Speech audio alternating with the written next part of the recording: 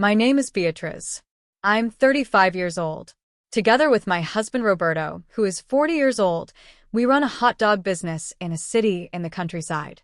We've been in the business for a long time, and locals say that ours is the best in town. We only work at night, and we take Mondays off. We've been married for 13 years and have an 8-year-old daughter, Maria, who is our greatest joy. My husband and I are great companions. Before Maria was born, we were big party animals without worrying about judgments. We enjoyed life a lot, with parties, shows, and all the crazy things you can imagine. Time went by, and naturally our priorities changed. We ended up changing our thoughts, stopping going out, and doing the crazy things we used to love so much. We focused only on work and family. My husband, Roberto, has found new hobbies, and so have I. After a certain age, he started to take an interest in fishing, and he ended up falling head over heels into this world. Before, he was obsessed with cycling, but suddenly he became a real fisherman. At first, I thought it would just be another phase that would pass, like many others, but he really developed a passion for fishing. To give you an idea, he started collecting fishing rods, and even has a series of exclusive fishing clothes. My hobby is going to the gym, but unlike Roberto, I don't have much free time. I'm the one who takes care of our daughter, Maria, most of the time. Exactly 2 months ago, Maria started to miss her paternal grandparents a lot and wanted nothing more than to visit them. So, we decided to take advantage of her school vacation and take her to spend a few days with them. We would finally have some free time just for the two of us. Before continuing with this true story, don't forget to subscribe to the channel and leave your like. I was all excited about the idea that we would finally enjoy some time together, but out of nowhere, plans changed. My husband's fishing group invited him to go fishing, and there was one of Roberto's friends who caught my attention because he was very handsome and stood out from everyone else. I always kept that to myself, but that's how it is. Recently, at a dinner with friends, I noticed his eyes on me, and I became aware of his intentions that day. And it wasn't an ordinary fishing trip. There were 3 friends, and this particular friend was going. They had even rented a large boat with sleeping quarters and spent 3 days in the middle of the lake. When he told me about it, I didn't agree with the idea because I needed to spend quality time with him. I had been waiting so long for this time together. But when he said who was going on this trip, he mentioned this friend named Lucas, and I was excited to go. But I was sad because now he was trying to trade our leisure time for a fishing trip with his friends. My head started to hurt with thoughts of frustration.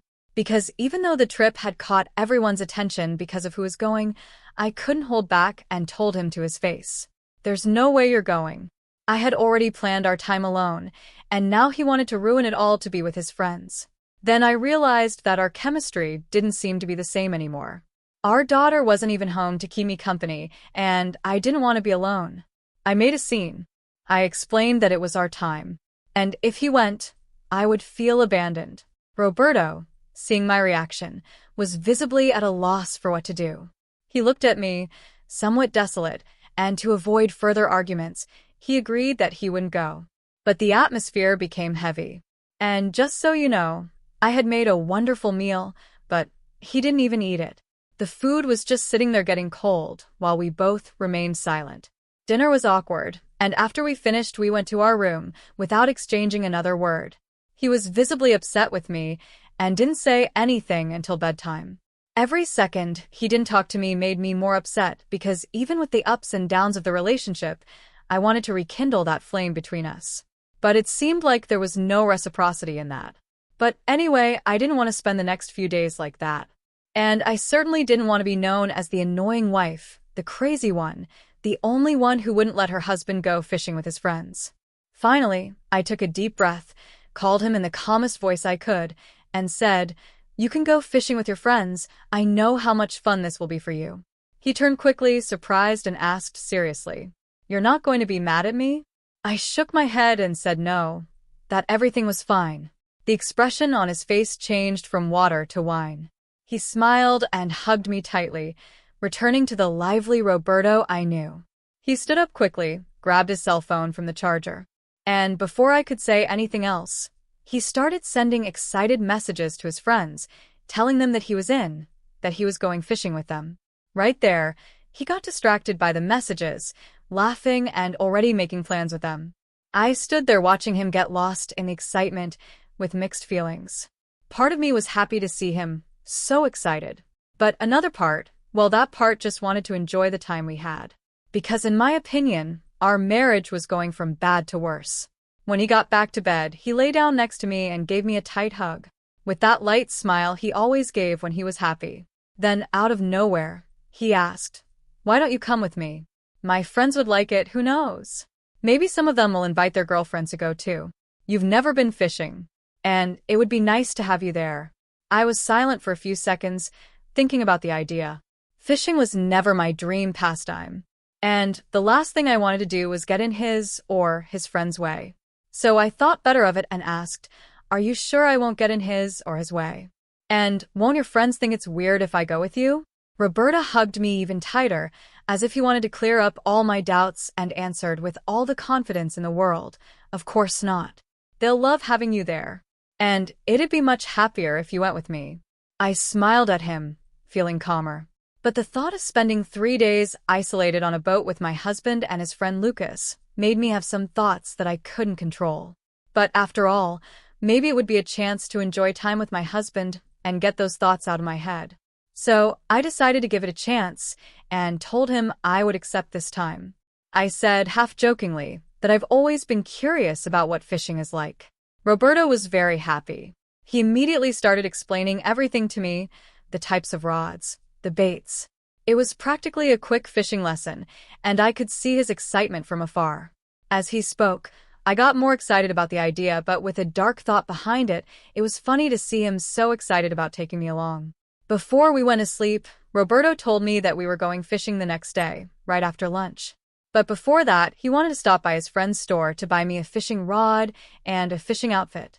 I thought it was a good idea. The next morning, I was woken up with a wonderful breakfast. Roberto was so excited that for a moment, I remembered how we were in the first years of our marriage. While I was drinking coffee, he couldn't stop smiling, and I could see how happy he was with my decision to go fishing with him. After breakfast, things heated up even more. We had a moment of intense passion, but while that was happening, I couldn't stop thinking about Lucas, the kind of moment that makes time stand still. But we ended up getting so caught up in each other that we almost missed the time to go to the fishing store.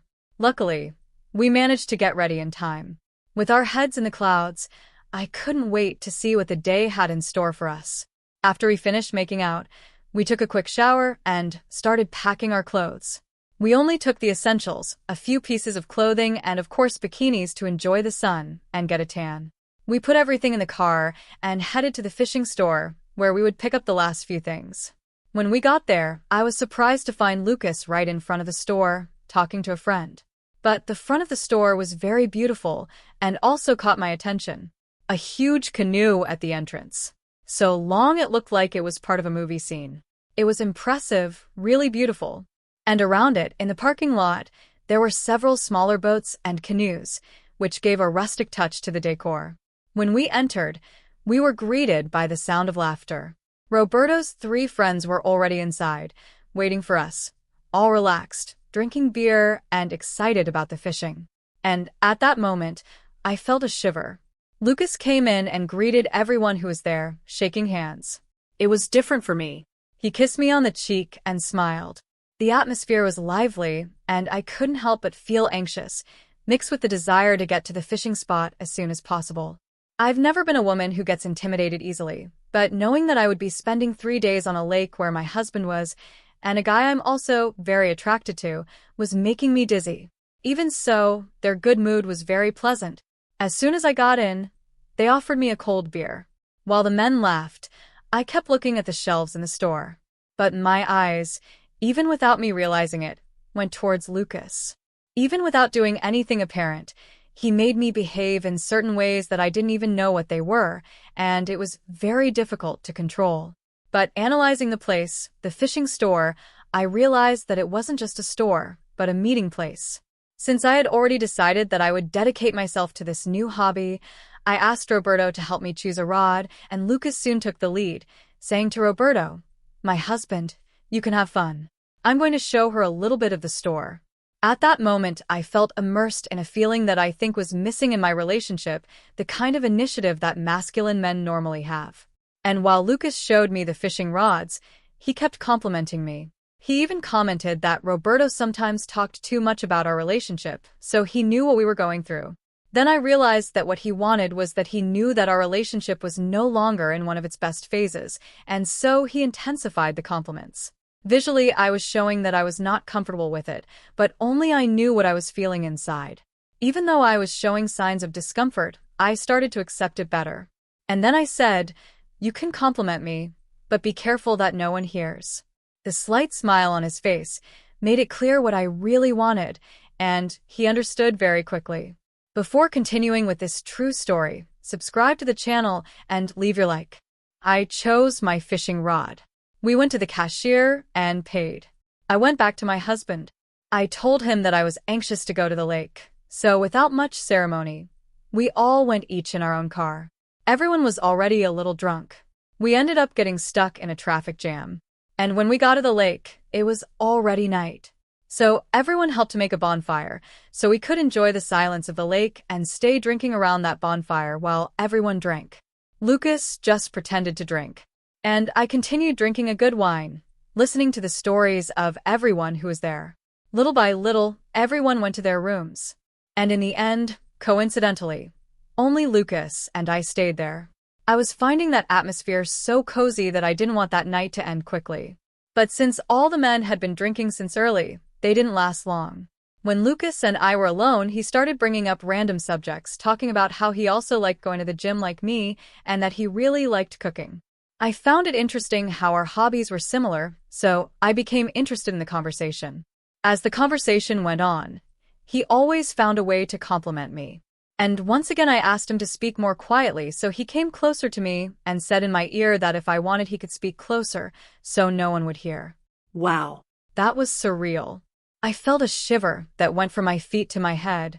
Right after he said that in my ear, I turned my face back and saw the look of desire he had. So I went and kissed him. I know I'm wrong, but that atmosphere, with several glasses of wine in my head, influenced me enough to take me out of myself. So right after that first kiss, two bodies became just one soul. It seemed like there were no limits or rules. It was right there next to the campfire, listening to the sound of nature, while Lucas and I quenched our pent-up desire. The next day, without wine in mind and without that atmosphere, as soon as I woke up, everyone was already up and happy to go fishing. But I felt something strange. I can't explain what it was. It was a mix of anxiety and guilt, and I had to deal with it. Lucas had an unexpected event and had to go back to the city that day, so we had 2 more days at the lake. It was a lot of fun, but that guilt was eating me up inside. Returning home, I began to get into that whirlwind of thoughts, not knowing what to do. So I decided that this would be my biggest secret. Lucas didn't contact me anymore. He just wanted to feed some kind of ego he had inside him. Or maybe he felt some kind of weight on his conscience. And that's how my story happened. What did you think? What could I do to lessen my guilt? How should I have dealt with this situation? It's been 2 months and Roberto doesn't suspect anything, but the guilt is eating away at me.